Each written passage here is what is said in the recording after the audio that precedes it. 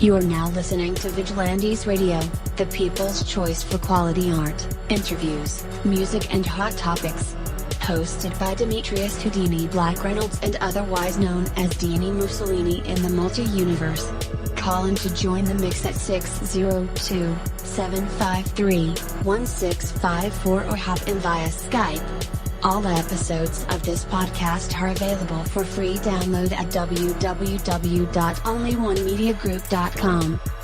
We welcome all to submit material, topics, and ideas. Email us at vradio@onlyonemediagroup.com. Enjoy the show. Oh yeah, one time for my people that are indigos, and two times for my people out there that are vegans. And I gotta shout out my vegans because I have been a vegan for 8 months now. And Turkey Day was just last week, which was a real struggle for me, folks. Let me tell you, I didn't want to be around it, so I stayed home. Okay, my family, they went to be with the folks, but me, I stayed home because I didn't want to be tempted with the chicken and the turkey and all those great meat dishes. So anyway, I hope you guys fought the great struggle as well and did not give in to the meat, and you stayed true to your purpose. Anyway, we are up to 14,000 plus listeners and 865,000 downloads worldwide just this year alone, and we've been at it for 3 solid years. I appreciate all you guys who have been rocking with me on this journey, and we are still growing, baby. It is all because of you guys, most definitely.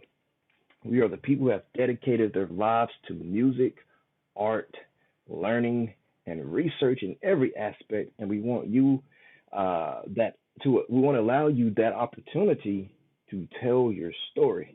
Man, I've had celebrities on my show, from Grammy award-winning artists to actors, technology geniuses, from authors, comedians, professors, aliens, people who think they're aliens. It doesn't matter who you are or what walk of life that you come from. Just come on my show and talk to us. So to book an interview or just to share a real cool story, you can email me at theradio@onlyonemediagroup.com. I am passionate about what I do, just as passionate about what you do, and together we can get your voice heard by the people that should hear it. So let's create something incredible. And with that, hello out there, and welcome to another episode of my podcast, Vigilantes Radio. Thank you guys again for tuning in and being part of my audience family.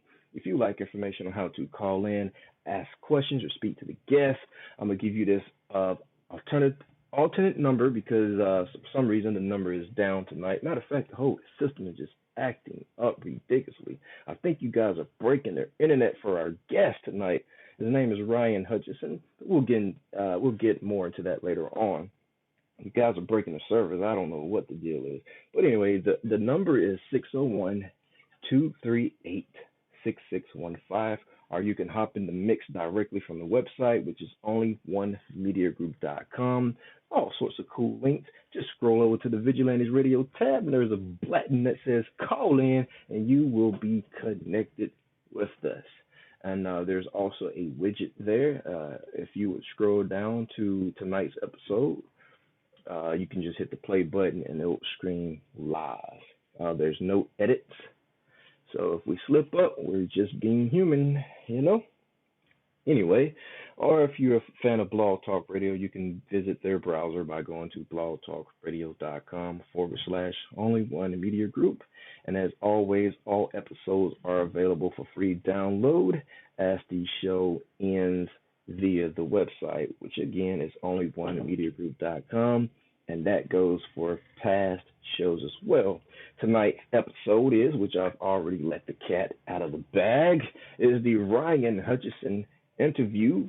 And I am your host, Dini Mussolini. I don't really have a lot of tips tonight or announcements because I gave them in earlier podcast, which we had 8,000 folks live with us. Let's check it out and see where we are at now. And it's still a little over 8,000. Man, you guys are great because I usually don't do back-to-back shows, but man, you guys are so supportive. I think it's really because of my guest tonight that you guys are still here hanging on. I know it's just little old me, Dini Mussolini, and the guests are really the superstars here. But with that, let's go ahead and dive into the interview and the real reason why you guys have hung around, right? Nah, I love you guys. Anyway, I gotta say it. This is an extreme pleasure to talk with Ryan Hutchinson, a touring musician, or was a touring musician. We'll get into more about that. He's a startup consultant and the host of BeingHuman Podcast, a crime fighter at night. And well, I'm not really sure about that, but we'll definitely know this guy is well rounded in knowledge about all things concerning the human motivation. In a somewhat rare occurrence here on our show, I found out doing my research on Ryan that he was and probably still is a fantastic audio engineer. I was beyond stoked to talk to a touring musician. I've loved touring myself. He's also the president of a talent recruiting firm and audio chemist like this that puts such convincing power and emotion into his work. For now, I'll leave it as simple as possible as letting you know that Ryan is truly a genuine guy. He's real cool, by the way. It's going to be a real pleasure to talk with a person that approaches his craft and career in all kinds of ways that I definitely respect. Ryan Hutchinson, welcome to our show, my man. How are you? Dini, I am humbled by that intro. Thank you, brother. Thank you. Definitely. Was I right about being you being a crime fighter, or was I just reaching there? The secret's not supposed to get out, man. Then all the crime, all the vigilantes will know about it. See, look, I told you he was awesome. He knows what to say. He's right on spot. All right. First of all, Ryan, I just want to say a huge thank you again and tell you personally what an extreme privilege it is to have a guy like you take a couple of moments, even seconds, as we're struggling getting set up because of this new platform we're on. But the audience stuck around because they're good, and Ryan stuck around because he's also swell. This man wears so many hats and have a drive like none other. I don't know really where to start with it all, so we'll start here. And what prompted you to begin your podcast called Being Human? Well, the podcast, I think, was just a culmination of a lifelong quest of learning. As you know, the music industry, whether it's the business side, whether you're on the creative side, it's all about people. It's all about your network. It's all about who you know, who you're providing value for. And I feel that we can all learn from other people just as much as we can learn from our own experiences. So having said that, coming full circle from being a touring musician, growing up through sales and marketing into recruiting. And as you know, the recruitment industry, you talk to thousands of people a year, right, for all different purposes, but mainly for the idea of helping them out with their careers. It just made sense. It made sense to interview people I was interested in and hopefully learn something myself along the way, right? Right. So are you still doing your podcast? Absolutely. No, we actually just launched, I'd be 5 weeks ago, maybe 4 or 5 weeks ago. So this is sort of a brand new venture, one of many. One of many. Are you excited about doing it? Oh, I love it. Like I said, I've interviewed probably over maybe 3,000, 3,500 people in my life, in my career. So this is sort of leveling up, taking the next step and, finding out more about different walks of life, cultures, what it means to be human. Obviously, that's the overall theme, but the entire podcast is based around what I believe to be the 5 main motivations from human beings. So we're all chasing something at one point or other in our life. And those 5 happen, in my mind, to be mastery, We're all trying to master something. Mm-hmm. Prosperity, we're trying to, upgrade our lifestyle, provide for our families. Connection, whether that's connection spiritually, from a human perspective as well. Freedom to roam, travel, freedom of dwelling, freedom wherever you want to live, being present. And then, of course, the last that, I'm sure you are actively involved in your line of work as well, too, which is altruism, doing well for our fellow man and woman. So those, I believe, are the 5 core motivations of human beings. And I figured that basing a podcast and set of interviews around those topics is quite interesting to me. Hopefully it's interesting to everybody else. Oh, yeah, definitely. I'd like to check it out. And where can I send our audience to check it out as well? The main bebsite is just beinghumanpodcast.com. That's cool. All right, guys, get out your iPhones and Androids and tablets and all other kind of cool devices that you have and type that web address in, and as the show ends, you can, because I don't want you to do it while my show is on. No, I'm just playing. You can if you want to. It's a free country. Just type in BeingHumanPodcast.com and check them out, because I would definitely do the same. All right, on the audio. Oh, no problem. On the audio engineering tip, which is another hat, I've noticed that you used to have your own spot called Cadence Studios for about maybe 4 years and some months, give or take. Why was there a need to pack it all up or call it quits, or is that something you're still doing today? Cadence was my baby after engineering school. After the touring musically, while in school, out in, as we talked earlier before the podcast,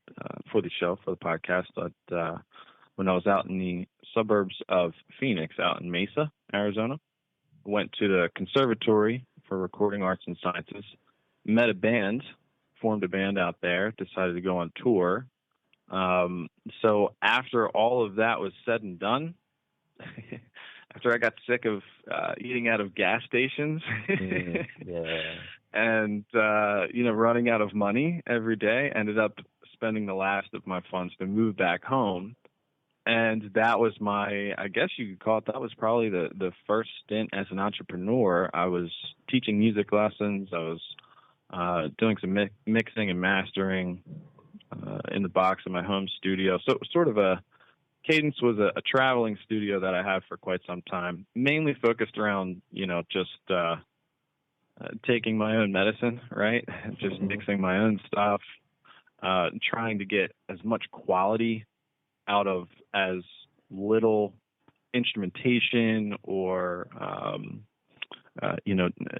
digital fingerprints, so to speak, that I could, and really trying to be as, I don't want to say as analog as humanly possible, but as simple as humanly possible, so that I could show other musicians, other, singer-songwriters, et cetera, exactly how to do that too.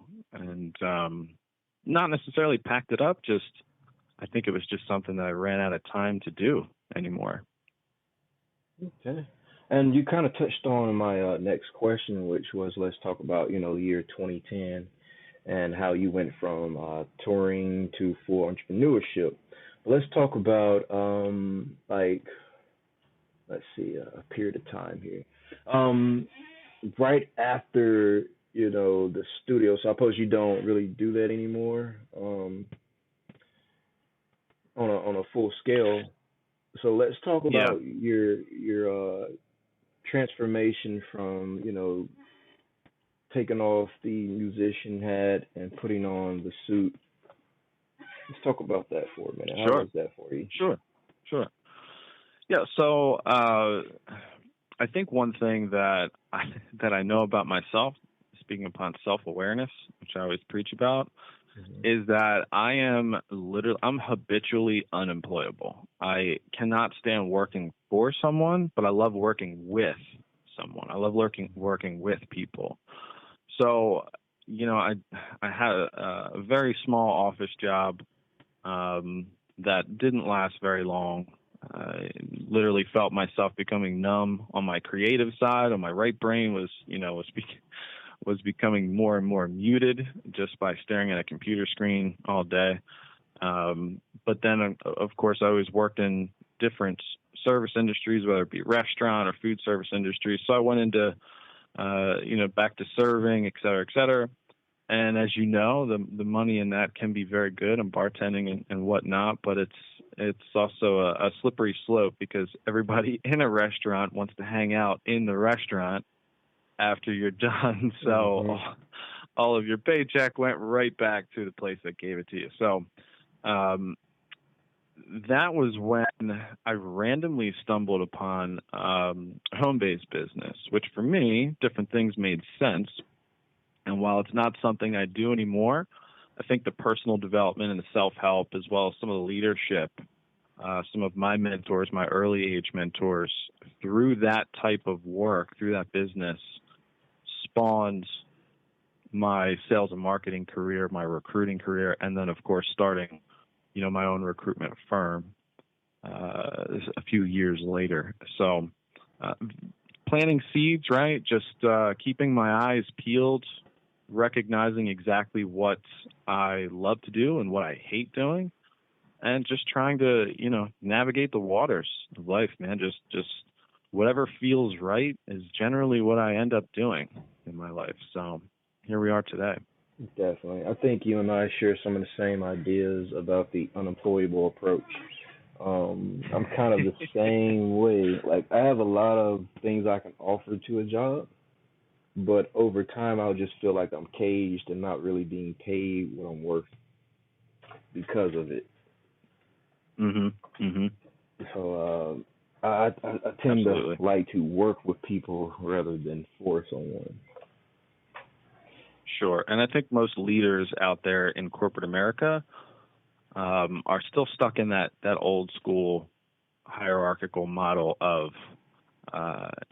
telling someone what they need to do rather than showing them support, giving them the platform to run on, and allowing them to use a little bit more creativity in their day-to-day responsibilities. Culture, right? We all talk about that cultural fit. And you see that a lot in the startup world now.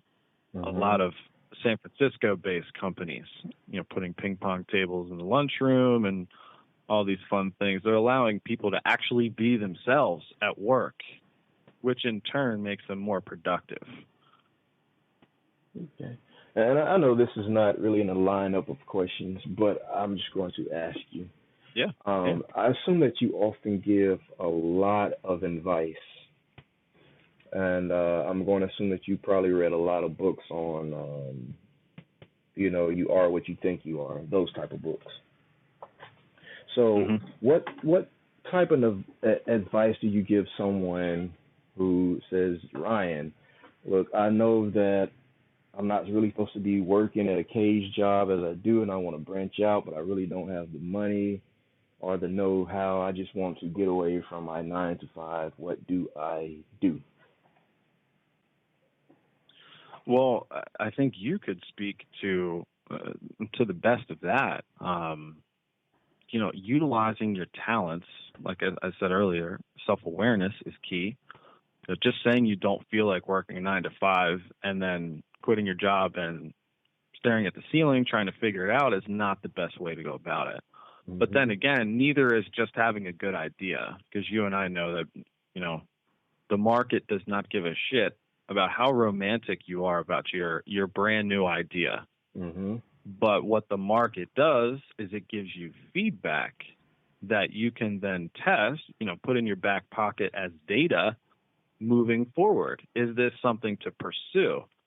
My advice to someone who would ask a question like that, and I have gotten this question, during my recruiting days, is that, listen, if this is something that has been keeping you up at night, that your job is literally driving your health into a small corner, and or the idea of what you want to do with your life or something alternatively is keeping you up with excitement about the possibilities, I say do it.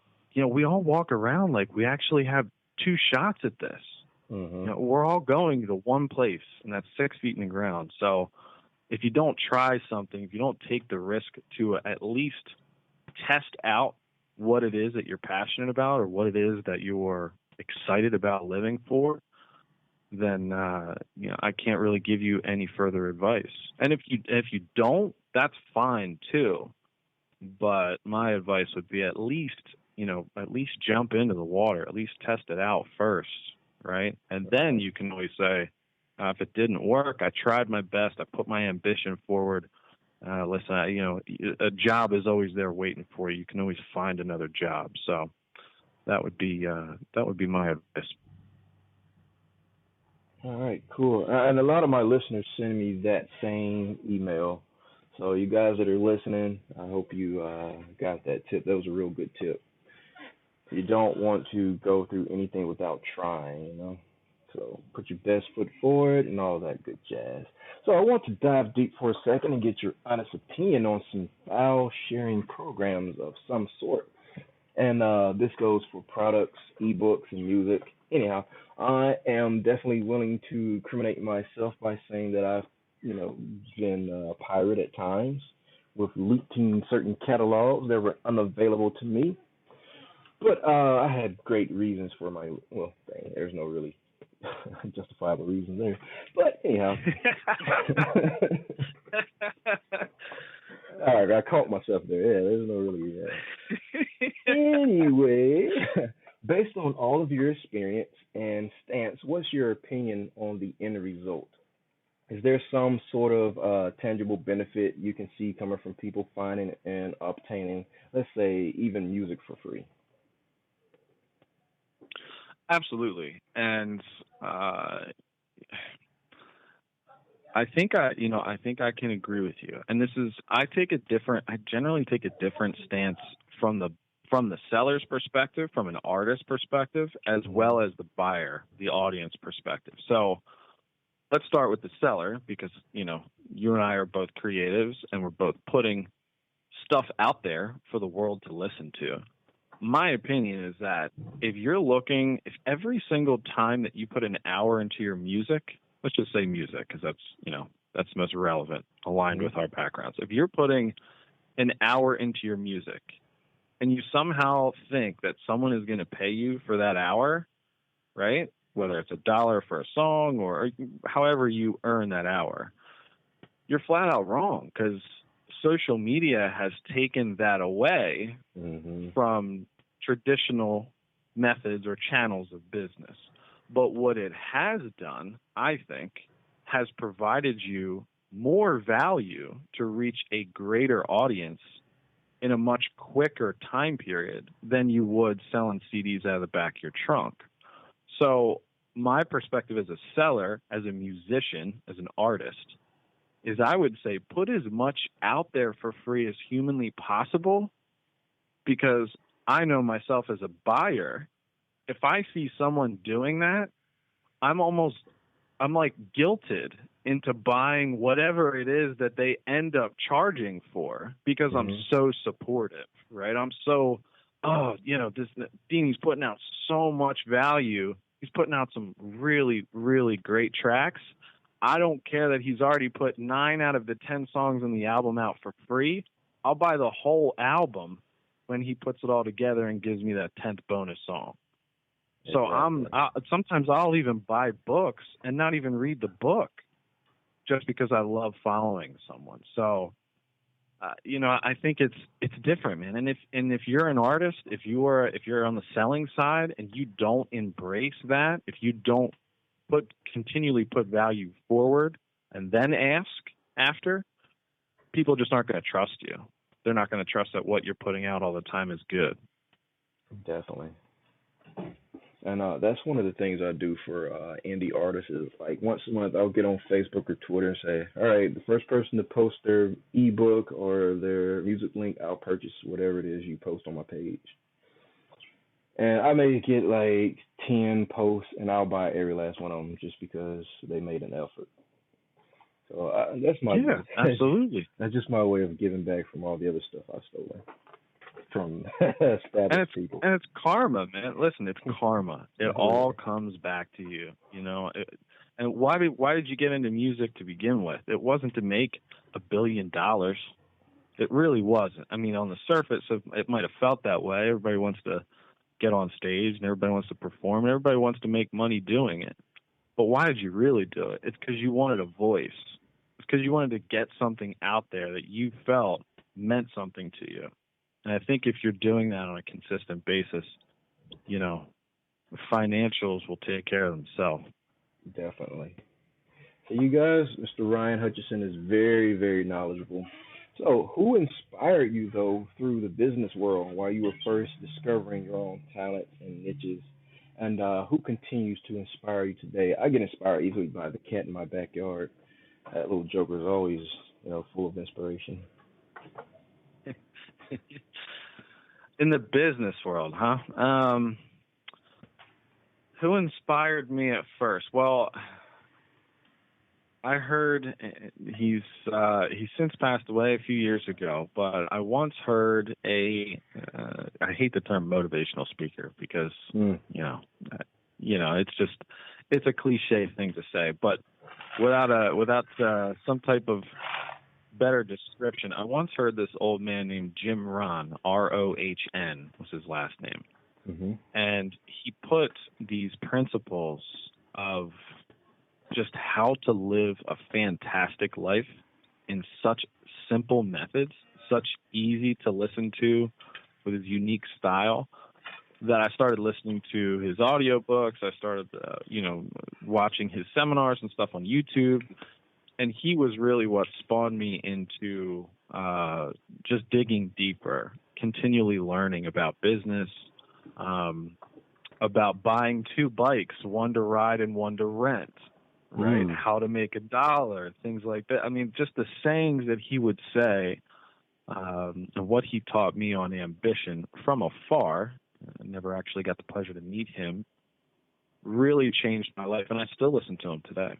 As far as the actual business side, oh God, one guy I love today is Elon Musk. I can't get over the type of Einstein that this man is and how he is literally shaping society.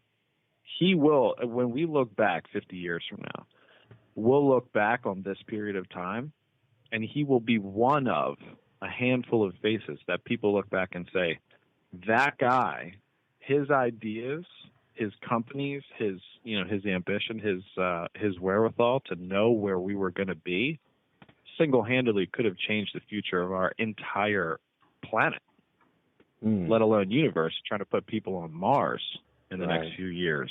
So, I mean, and I could be completely wrong about this, but I think he was the first guy to take 3 companies over $1 billion ever. Oh, geez. So that alone, in a nutshell, just speaks to his business acumen, let alone his ideas. So, definitely. All right. Can you describe for us your first business startup and the lessons that were learned? My first business startup. I would say it would probably have to be Cadence Studios, teaching lessons, teaching engineering lessons, things of that nature. And but I can't really say that I considered it a company. It was its own little thing. It was like I said, I was taking my own medicine. It was something I started for myself, but just loving helping other people out there, in similar situations and experiences. Mm-hmm. I think it just kind of spawned into, yeah, sure, guitar lessons, absolutely, or let me teach you how to make your audio quality sound a little bit better with this mic position. So it was different things like this that just spawned into actually doing it for other people. So I'd have to say that. All right, Ryan, as wide open of a question here as you want to make it, tell us 5 things that you know to be 100% true about universal economics or economics. Well, I did say one earlier that, the market does not care about your idea. Mm-hmm. The market is the market. You can't fake that. I'd have to say, the second would be and this is sort of economics, I guess we'll talk micro, work very hard on your job, right? And that can obviously earn you a living. But if you work harder on yourself and your talents, you develop those, it will make you a fortune in the end. I believe that, as I spoke to earlier, from the music buying and selling side, I think whatever you're doing in life, if you're continually developing other people, if you're continually giving them value, giving them a voice, giving them a platform, giving them the track to run on as fast as they want to, I think that, the economic universe can only give you back exactly what you put out there.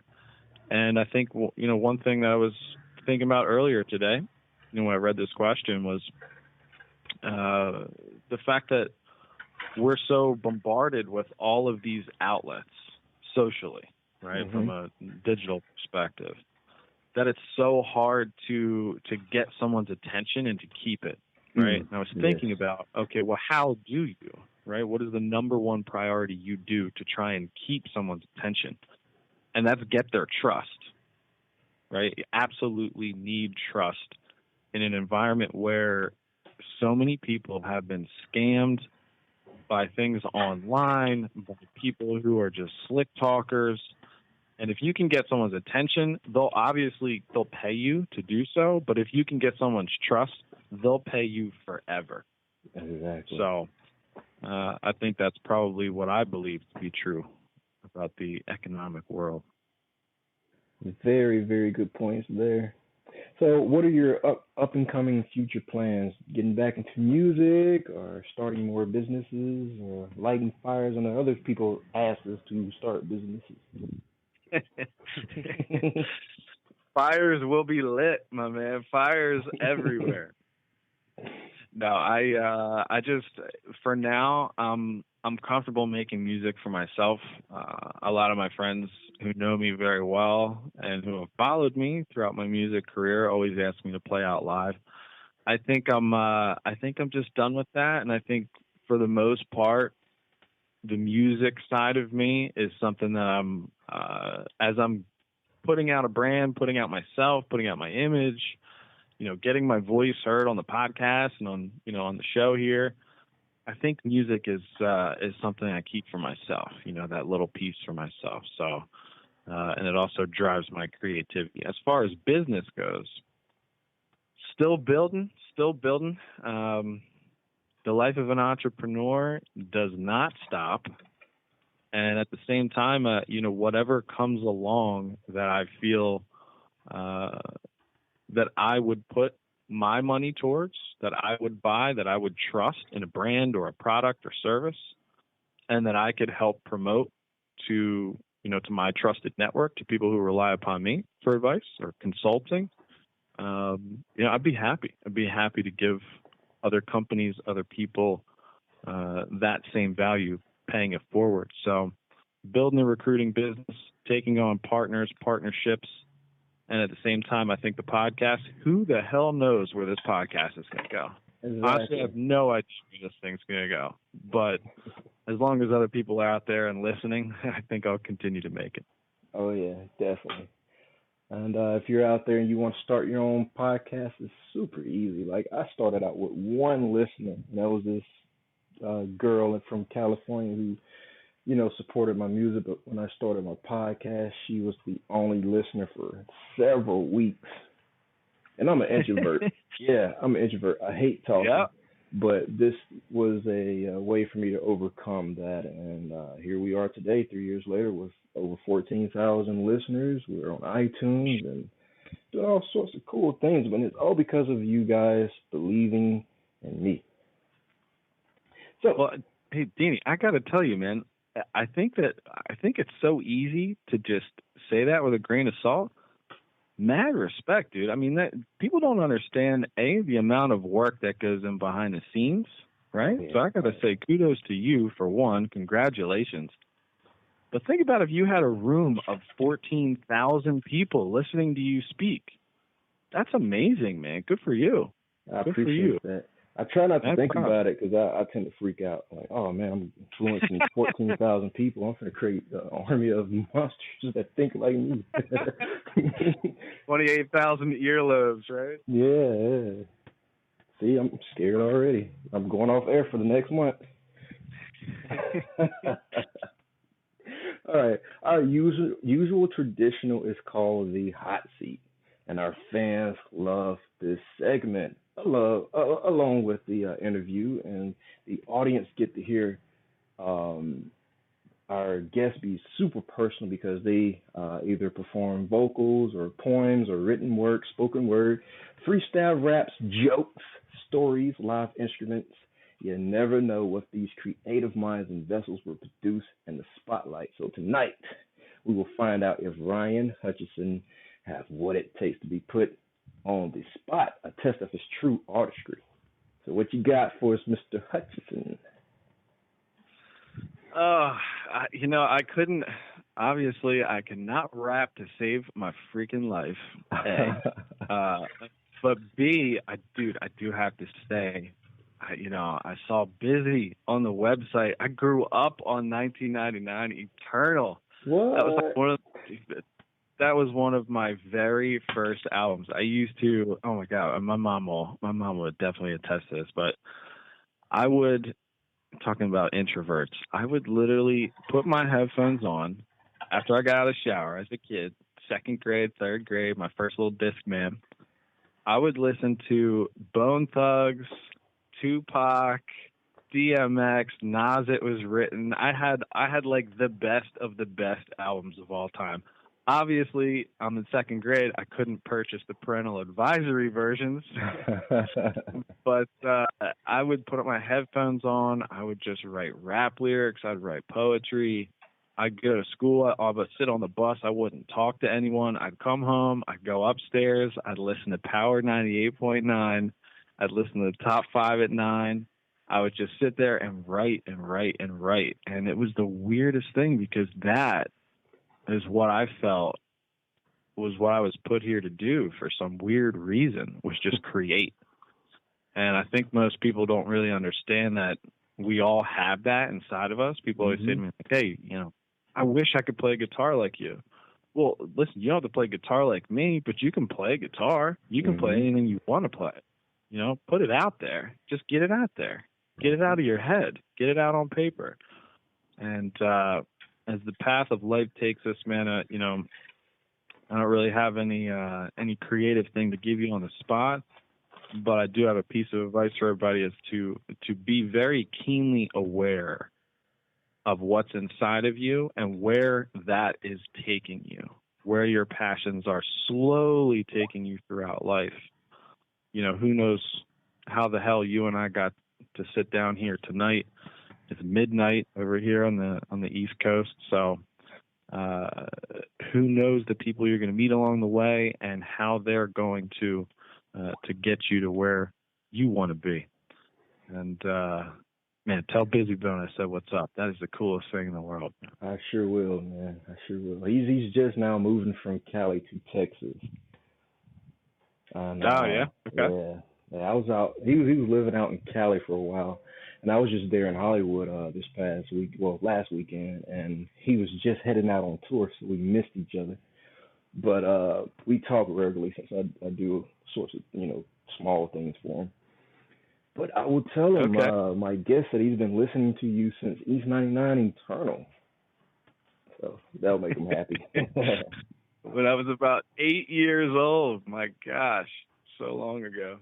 Yeah. All right, man, this has been a great interview. Thank you guys for always checking out the podcast over here at Vigilantes Radio. All these episodes are available for free download once the show ends, and that includes past shows as well. If you don't see the audio right away, just give it 15 minutes, then refresh your browser. Or if you would just like a copy from me personally, you can email me at vradio@onlyonemediagroup.com. I do answer all emails, text messages as well. If you like to book Coach Dini for artist tips or just some one-on-one conversation, you can text me directly from my website, email me, or book me via my calendar. The first 15 minutes are free, and anything after that, as far as music advice, you have to pay for it. And it's real affordable. I'm here for you guys, you know. If you try to call me, my secretary is super bad ass, and she will not let you get through for some reason. I don't know. Maybe she just wants me to talk to herself. Who knows? Hope she's not listening. But you can definitely text me, and I will answer you right back.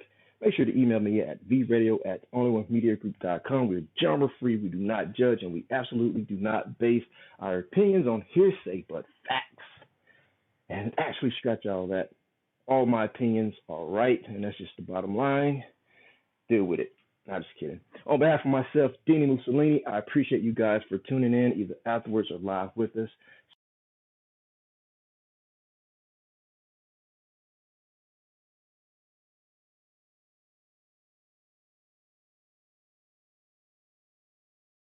Spread the word. A bunch of great quotes from Ryan Hutchinson tonight. Special thanks to you, my guy, for joining us tonight. And just remember to be yourself and be absolutely great at it. Peace.